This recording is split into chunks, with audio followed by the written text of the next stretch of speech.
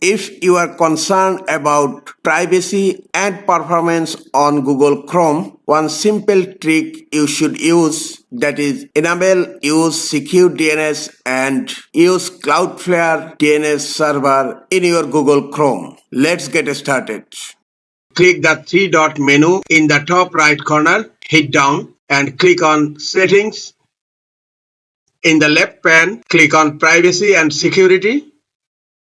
Select Security to access advanced settings. Scroll down to Use Secure DNS. Here under Advanced, you will find Use Secure DNS. And now it's turned off. Click here to turn it on.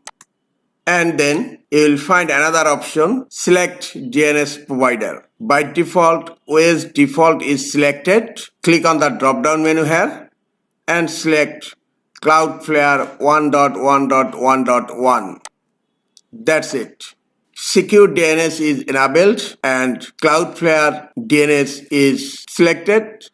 That means you are protected from ISP hack and ensured best performance on your Google Chrome.